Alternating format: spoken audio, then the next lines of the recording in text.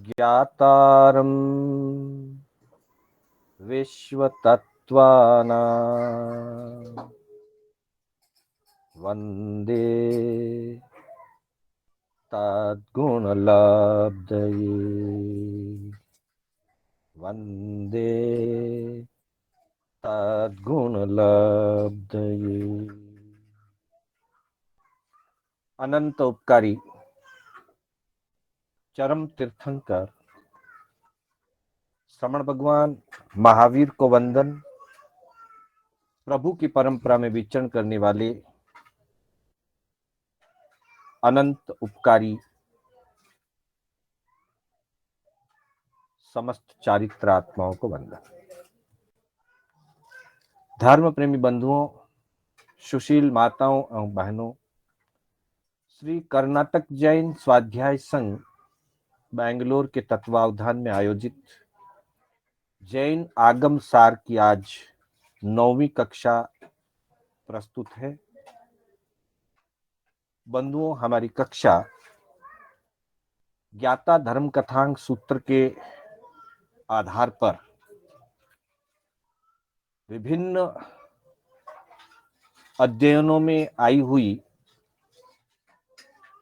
कथाओं को मुख्यता रखते हुए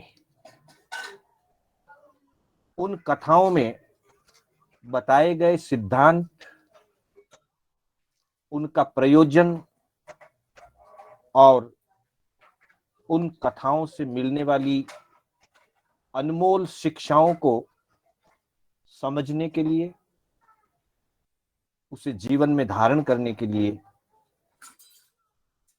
हम इन कथाओं का और इन कथाओं के उपनय गाथाओं का स्वाध्याय कर रहे हैं। पूर्व की कक्षाओं में अनेक रूपक एवं अनेक चारित्र कथाओं के माध्यम से विभिन्न सिद्धांतों को एवं जीवन आचार के नियमों को जानने का हमने प्रयास किया। इसी कड़ी में आज हम 9वें अध्ययन के आधार पर, 9वां अध्ययन जिसका नाम मल्ली है, अर्थात मल्लीनाथ भगवान, वर्तमान 24वीं के 19वें तीर्थंकर श्री मल्लीनाथ भगवान की जीवन गाथा का संपूर्ण वर्णन इस अध्ययन में प्राप्त होता है। बंधुओं, इस अध्ययन में मुख्यता से यह बात बताई गई है कि किसी भी व्यक्ति को, चाहे वो साधु है, साध्वी है, श्रावक है या श्राविका है, अथवा सामान्य मानव है, सदा मायाचार से दूर रहना चाहिए। मायाचारी जीवन के सरलता गुण को नष्ट कर देती है। वैसे तो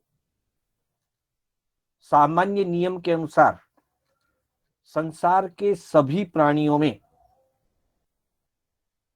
सर्वज्ञ और वीतराग भगवंतों को छोड़ करके 4 गति के अंदर परिभ्रमण करने वाले सभी प्राणियों में 4 कषाय विद्यमान रहते हैं: क्रोध, मान, माया एवं लोभ। ये चारों कषाय 24 दंडक के जीवों में पाए जाते हैं।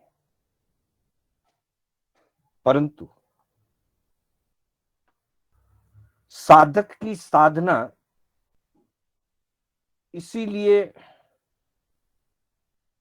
की जाती है, साधक का पुरुषार्थ इसीलिए किया जाता है कि वो अपने कर्म के उदय को निष्फल करे। अर्थात मोहनीय आदि घाती कर्मों का जो प्रभाव जीवात्मा पर है, उन कर्मों के प्रभाव को निष्फल करने के लिए ही साधना की जाती है। अतः कर्म उदय होने पर भी उसे अपने ऊपर प्रभावी नहीं होने देना। क्रोध मोहनीय का उदय है, मान मोहनीय का भी उदय है, माया मोहनीय का भी उदय है, लोभ मोहनीय का भी उदय है। चारों प्रकार के कषायों का जीव के उदय रहता है, पर जीव का पुरुषार्थ इसी में है कि उस उदय को निष्फल कर दे। अर्थात कर्म उदय में आएगा, परंतु साधक वैसी प्रवृत्ति नहीं करेगा। अपने आत्म पुरुषार्थ से वो उन कषायों को प्रवर्तित नहीं होने देगा और वे कर्म उदय में आकर के निर्जरा को प्राप्त हो जाएंगे, कर्म निर्जरित हो जाएंगे। यही साधना है, यही पुरुषार्थ है। हम सब इसको जानते हैं, फिर भी अनेक बार चाहते न चाहते हुए अथवा हमारे पुरुषार्थ की कमी के कारण, हमारे पराक्रम की कमी के कारण हम इन कषायों से प्रभावित हो जाते हैं। कभी हम क्रोध कर बैठते हैं, कभी हम मान के भांगों में उलझ जाते हैं, कभी जीवन में मायाचारी कर लेते हैं और कभी लोभ कषाय से प्रभावित होकर के लोभ वाली प्रवृत्ति भी हम जीवन में कर लेते हैं, जो कि नहीं की जानी चाहिए। उसी चार कषायों में से माया कषाय को लेकर के मल्ली भगवती के जीवन का, उनके पूर्व भाव की घटना का आधार लेकर के परमात्मा महावीर ने इस अध्ययन के अंदर यह बात बताई है कि मायाचार का सेवन करना वो जीवात्मा के लिए अहितकर है, अनर्थकारक है। थोड़ी सी भी माया, जरा सी भी माया अगर जीवन में हो जाती है, मायाचार अगर जीवन में हो जाता है, तो उसका दुष्परिणाम किसी न किसी रूप में आता ही है। ग्रंथकारों ने इसको खटाई की उपमा देते हुए बताया है कि जैसे बहुत बड़ा दूध का बर्तन भरा हुआ है, 25-50 लीटर जिसमें दूध है, और अगर गलती से एक बूंद भी नींबू की खटाई अगर उसमें डाल दी जाए या डल जाए, किसी कारण से गिर जाए उसके अंदर, तो वह दूध अपने मूल स्वरूप को खो देता है। अर्थात वह दूध विकृत हो जाता है। व्यवहार की भाषा में कहें तो दूध फट जाता है। अब वो दूध दूध रूप में नहीं रहता। ठीक वैसे ही जीवन में कोई भी कषाय हो, चाहे क्रोध हो, मान हो, माया हो या लोभ हो, किसी भी कषाय की खटाई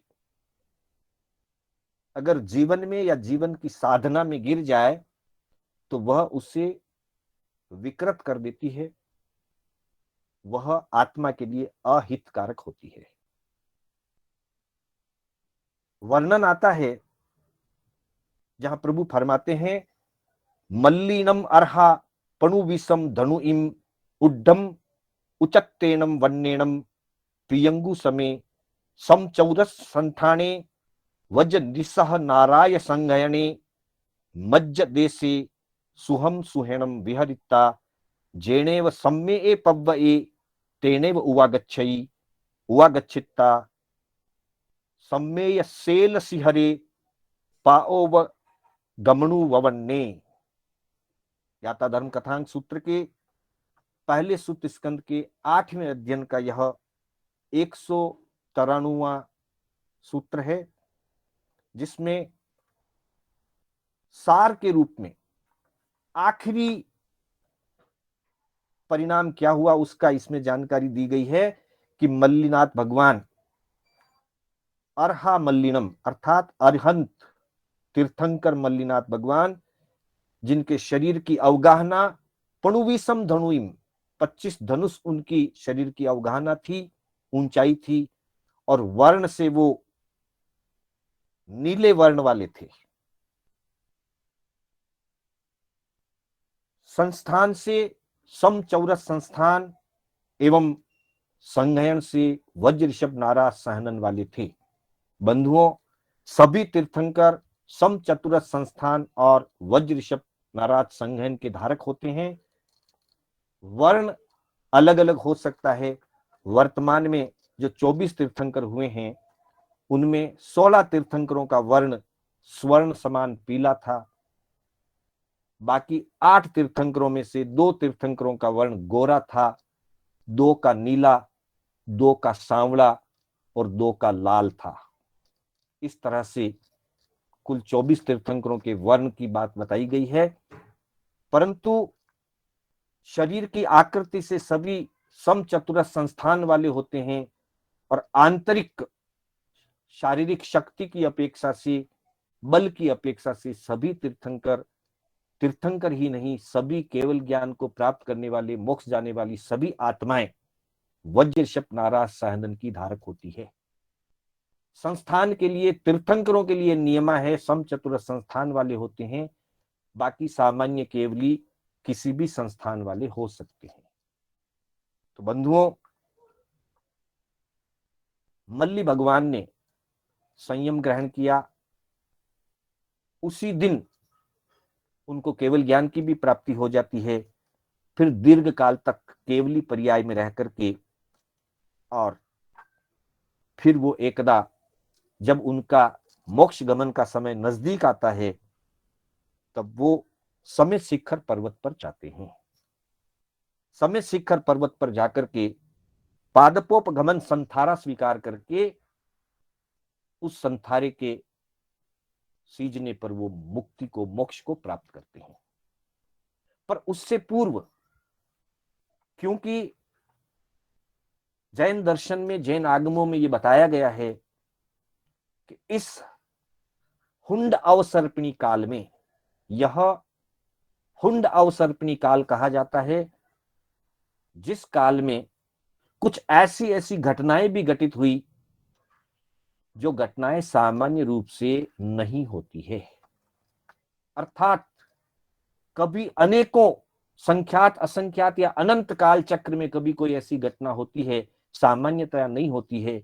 उन घटनाओं को आश्चर्यकारी घटना या अछेरा कहा जाता है। इस अवसर्पिणी काल के 24 तीर्थंकरों के शासन काल के कुल ऐसे 10 मुख्य आश्चर्यकारी घटनाएं या 10 अछेरे कहे गए हैं। उन 10 अछेरों में एक अछेरा मल्लिनाथ भगवान का जीवन है। सामान्यतया सभी तीर्थंकर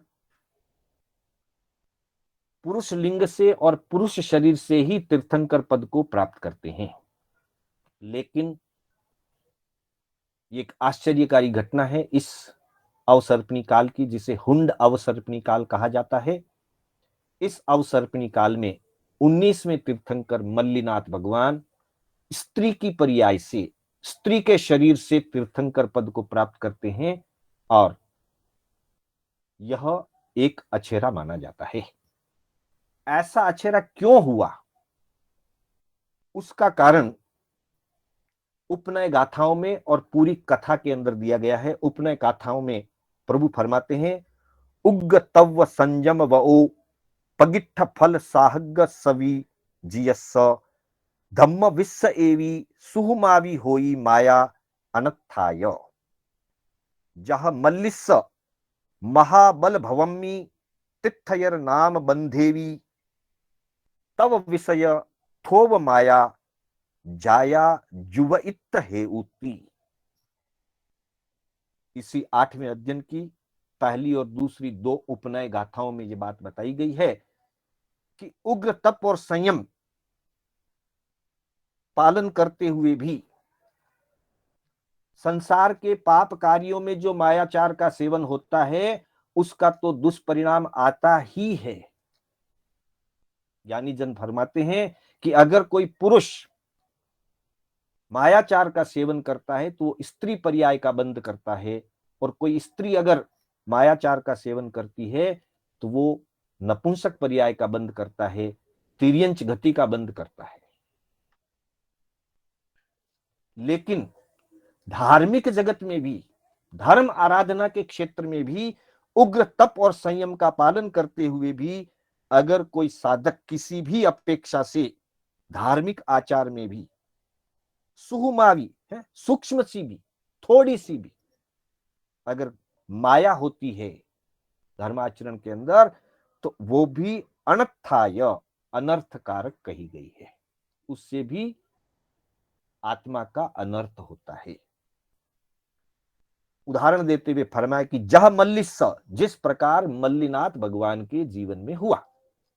महाबल भवमी, जब वो पूर्व भाव के अंदर पिछले तीसरे भाव में महाबल कुमार के नाम से थे, उस समय हालांकि उन्होंने उग्र तप आदि करके तीर्थयर नाम बंधेवी, तीर्थंकर नाम का भी बंद किया, परंतु तब विषय थोव माया, तप के विषय में तपाचरण के अंतर्गत उन्होंने थोड़ी सी माया की थी।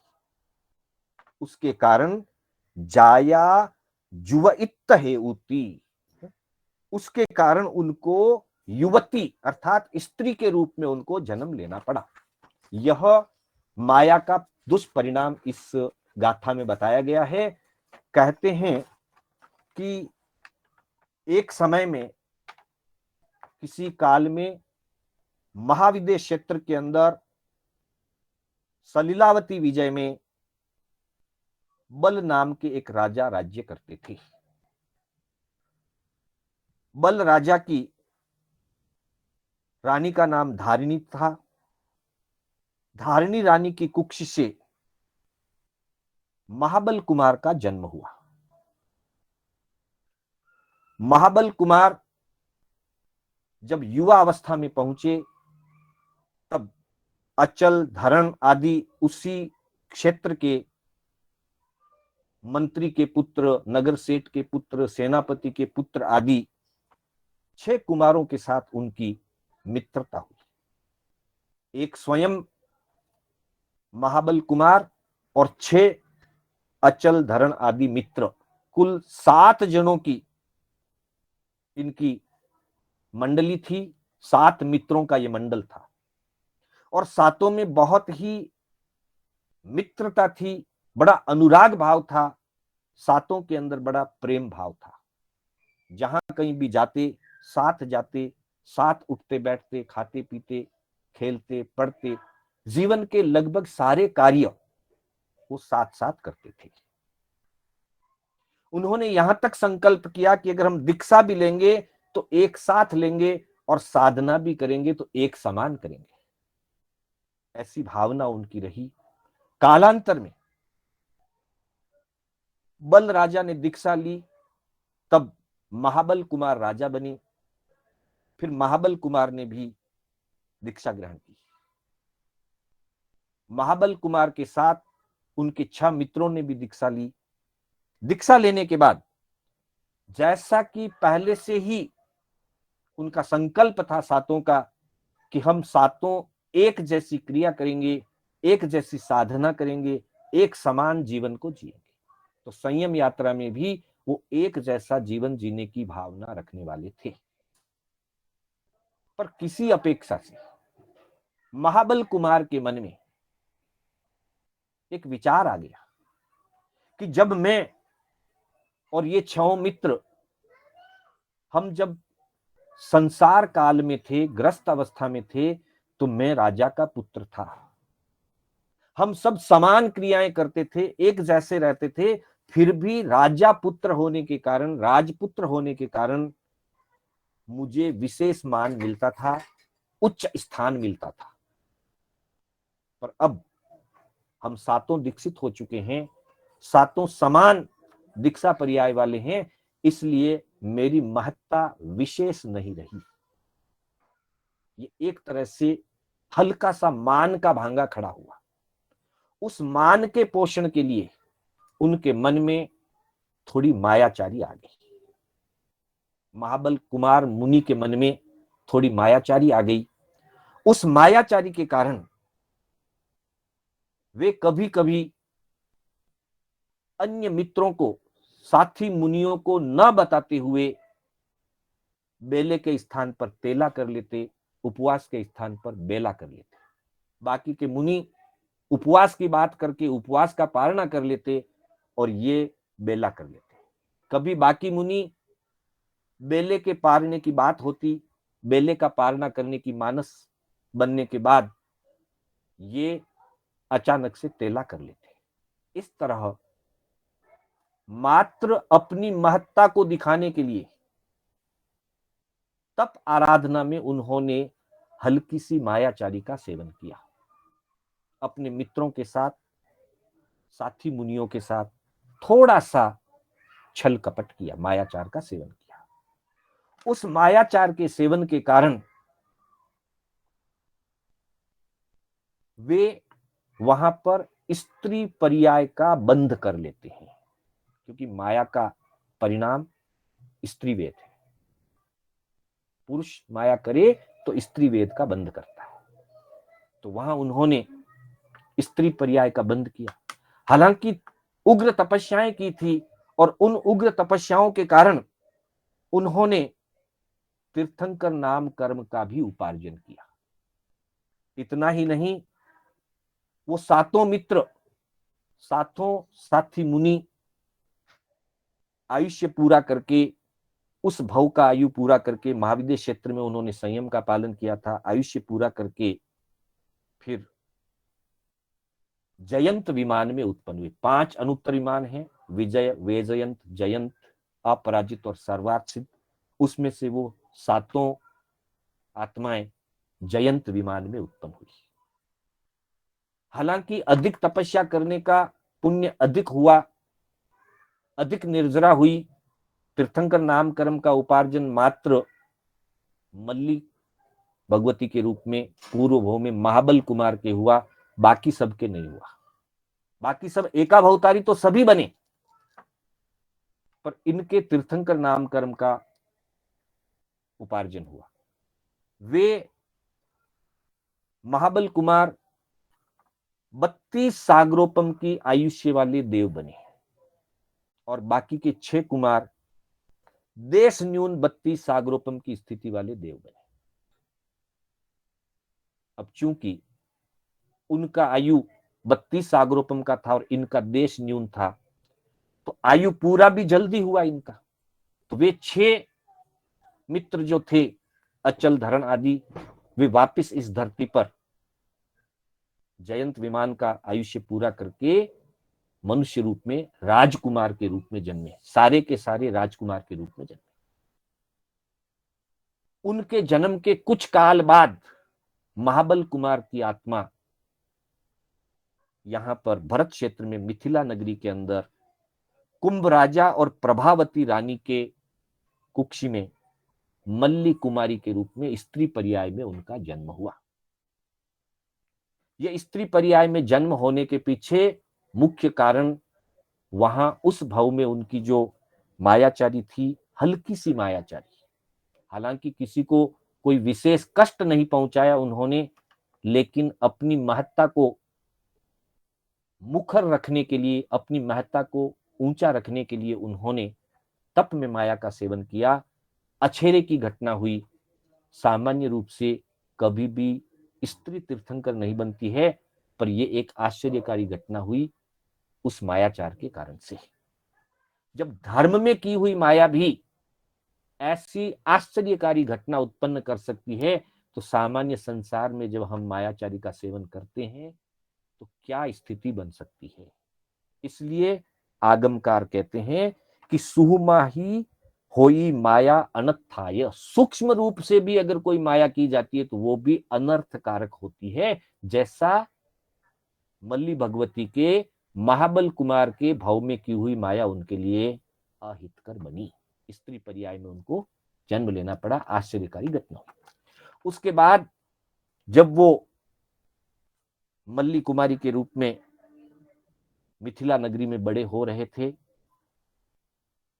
पूर्व भाव के अनुराग के कारण किसी माध्यम से उन छहों ही राजकुमारों को मल्ली भगवती से, मल्ली कुमारी थी उस समय, वो भगवती तो बाद में बनी, मल्ली कुमारी से विवाह करने का मानस बना। और वे 6 भी अलग अलग राजाओं के राजपुत्र, अलग अलग राज्यों के राजकुमार वहां पर वो विवाह का प्रस्ताव लेकर के उपस्थित हो गए। जब कुंभ राजा को ये पता चला कि 6 राजकुमार विवाह का प्रस्ताव लेकर के आए हैं, तो वो परेशान हो गए कि किसी को भी एक के साथ तो शादी की जा सकती है, बाकी 5 को तो मना करना ही होगा। और जब उनको मना किया जाएगा तो वे उसे अपना अपमान समझेंगे। उस युग की वही बात थी कि कोई राजा या राजकुमार विवाह का प्रस्ताव लेकर के आ जाता और उसे अगर लड़की या लड़की के परिवार से मना कर दिया जाता, राजकुमारी के द्वारा मना कर दिया जाता, तो वे उसे अपना अपमान समझते थे। और कभी कभी अपमान समझने के कारण वे शत्रुता भी मोल ले लेते थे, आक्रमण भी कर सकते थे। इस सारी बातों के कारण कुंभ राजा थोड़े परेशान हो गए थे। मल्ली कुमारी ने जब अपने पिता को परेशान देखा तो कारण पूछा। कारण जानने पर पता चला, वैसे तो तीर्थंकर आत्मा जन्म से ही अवधि ज्ञान युक्त होती हैं, पर व्यवहार पक्ष में उन्होंने अपने पिताजी से कारण जाना। मल्ली कुमारी ने कहा, आपको उदासीन परेशान होने की जरूरत नहीं है, उदास होने की जरूरत नहीं है। आप सभी को अलग अलग रूप से स्वीकृति प्रदान कर दीजिए, बाकी सारी व्यवस्था मैं संभाल लूंगी। मल्ली कुमारी ने युवा अवस्था में आते ही एक उपाय ये कर रखा था। वो अवधि ज्ञान से होने वाली घटनाओं को जानती थी कि इसी घटना के निमित्त से उन 6 जो मेरे मित्र रहे हैं पूर्व भाव के, उन सबको वैराग्य का बोध होगा। इसलिए उन्होंने इस प्रकार का एक महल बना रखा था और उस महल के बीचों बीच में अपनी स्वयं की एक मूर्ति बना रखी थी, जिस मूर्ति के सिर का ढक्कन खुलता था। वो जब आहार करती तो थोड़ा सा आहार का ग्रास उस मूर्ति में रोज डाल देती थी। उन 6 कुमारों को अलग अलग दिशा के कक्ष में बिठा दिया गया, एक दूसरे को पता न चले उस रूप में। और उनके कक्ष से बीचों बीच में वो मूर्ति वाला कक्ष था और उसके सराउंडिंग में वो 6 कक्ष बने हुए थे, जालीदार कक्ष। जैसे ही वो आए, उनको बीच में मूर्ति हूबहू मल्ली कुमारी की तरह दिखाई देती है। मल्ली कुमारी के रूप सौंदर्य को देख करके वे लालायित थे और मल्ली कुमारी ने उस मूर्ति के सिर का ढक्कन खोला। जैसे ही वो ढक्कन खोला, ऐसी दुर्गंध आई कि वे सभी कुमार चकरा गए, चौंक गए, स्तब्ध रह गए कि इतनी दुर्गंध यहां इस आलीशान महल में क्यों आ रही है। तब वास्तविकता का बोध कराते हुए मल्ली कुमारी ने उन 6 को उपदेश दिया, प्रतिबोधित किया कि जिस रूप लावण्य के प्रति तुम सब लालायित हो, इस शरीर में इससे कई गुना अधिक दुर्गंध है। ये तो एक नमूना है दुर्गंध का, जो इस मूर्ति के अंदर मैंने जो खाया वही इसमें डाला है। ये तो थोड़े से एक दिनों का नमूना है, पर मेरे शरीर में या प्रत्येक मानव शरीर में कितनी अशुचि होती है। और शरीर का तो स्वभाव ही सड़न गलन का होता है। तो इस शरीर पर आसक्त होकर के आप लोग अपने जीवन को आसक्ति और भोगों में मत लगाओ, वास्तविक स्वरूप को समझो। मल्ली कुमारी के द्वारा प्रतिबोध दिए जाने से और जो प्रस्तुति उन्होंने प्रायोगिक रूप में की थी, उस प्रस्तुति को देख करके उन 6 कुमारों को भी वैराग्य भाव आ गया। फिर उचित समय आने पर सबने दीक्षाएं ली, मल्लीनाथ तीर्थंकर बने, तीर्थंकर नामकर्म का उपार्जन हुआ, तीर्थ की स्थापना की, अनेक वर्षों तक केवली पर्याय में रह करके आखिर में समय शिखर पर्वत से उन्होंने मोक्ष प्राप्त किया। और अन्य जो 6 मित्र थे वे भी एकाभवतारी थे, तो उन्होंने भी उस भव में मुक्ति को प्राप्त किया। तो बंधुओं, इस कथानक में मुख्य रूप से मायाचारी का क्या परिणाम होता है उसको दर्शाया गया है, और साथ ही शरीर का स्वभाव किस प्रकार होता है। संसार में मानव शरीर के रंग रूप लावण्य पर आसक्त होकर के अपनी आत्मा का पतन करता है। इस शरीर का स्वभाव सड़न गलन है, असुचिमय है। इसका चिंतन करने से वैराग्य की प्राप्ति होती है और मायाचार से सदा बचना चाहिए। इन शिक्षाओं का इस कथा के माध्यम से प्रभु ने हमें संदेश फरमाया है। हम इस कथा से भोगों से अनासक्त बने और जीवन में कषायों को दूर करें। मुख्य रूप से मायाचारी का जो बात कही गई है, किसी भी क्षेत्र में हम माया का सेवन ना करें। इन्हीं भावनाओं के साथ मैं अपने शब्दों को विराम देना चाहूंगा। समय हो चुका है। मेरे बोलने में कोई स्खलना हुई हो अथवा जिनाज्ञा विपरीत कथन हुआ हो तो उसके लिए बारंबार मिच्छामि दुक्कडम। मंगल पाठ के साथ हमारी कक्षा विराम लेगी। इससे पूर्व एक सूचना, आगामी कक्षा सोमवार को होगी और जैसा कि अरिहंता मंगलम सिद्धा मंगलम साहू मंगलम केवली पनत्तो धम्मो मंगलम। चत्तारी लोगुत्तमा, अरिहंता लोगुत्तमा, सिद्धा लोगुत्तमा, साहू लोगुत्तमा, केवली पनत्तो धम्मो लोगुत्तमो। चत्तारि शरणं पवज्जामि, अरिहंते शरणं पवज्जामि, सिद्धे शरणं पवज्जामि, साहू शरणं पवज्जामि, केवली पनत्तम धम्मम शरणं पवज्जामि। अरिहंतों का शरणा, सिद्धों का शरणा, साधु जी का शरणा, केवली पुरुपित दया धर्म का शरणा। 4 शरणा दुर्गति हरना और न शरणा कोई, जो भव्य प्राणी आदरित तो अक्षय अमर पद हो। श्रवण भगवान महावीर स्वामी की जय, समस्त चारित्र आत्माओं की जय। आप सभी का हार्दिक आभार, हार्दिक अभिनंदन। सभी से सादर जय जिनेन्द्र।